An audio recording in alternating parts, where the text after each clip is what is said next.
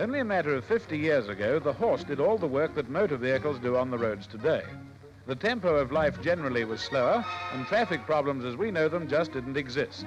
You had time to talk and look at the surrounding countryside, for in most cases your horse had more road sense than you did anyway.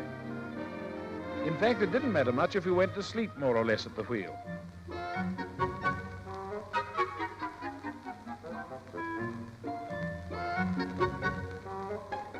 But that was 50 years ago. Today, it's quite a different story. Motor cars and trams, trucks and motorcycles all help to make our roads a bustling confusion of traffic. Now, it's obvious that this traffic must be organized. Otherwise, we'd soon find ourselves in a hopeless and perhaps tragic muddle.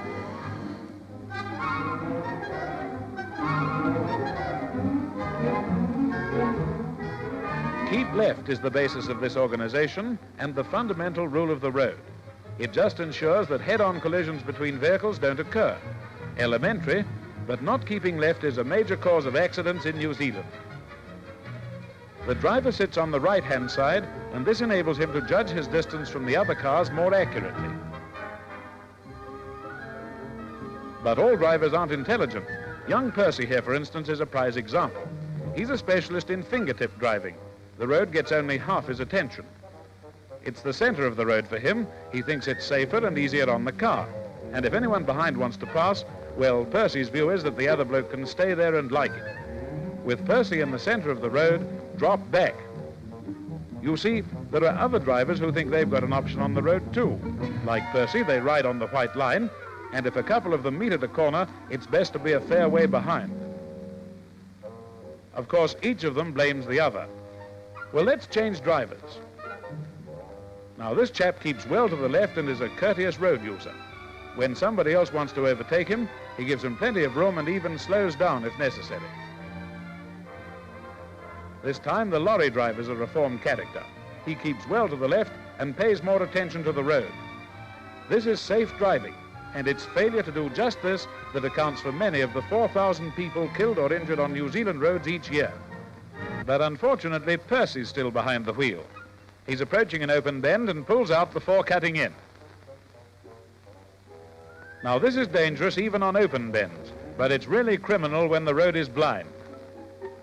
Other people do use the road, and they've as much right to it as Percy. But he's in a rut. Cutting bends has become a habit, and afterwards it's always the other fellow's fault. It never makes any difference to him. Up a hill he goes, forgetting that the road continues over the brow.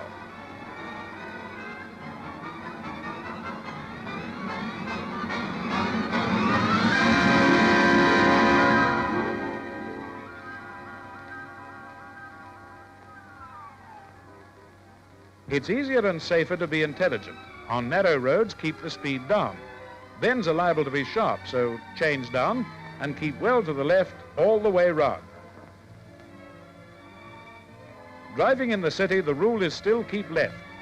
Wide intersections are made that way for safety, and it's bad driving to cut across like this second car. In fact, be on the job all the time in the city, and when the approach to a corner is uphill, take it easy, change down, and keep to the left as you corner. Don't try to avoid changing down by keeping your speed up. It's always deceptive, too, when you're going downhill. Even when your speed is reasonable, the inertia of the car may throw you over onto the wrong side.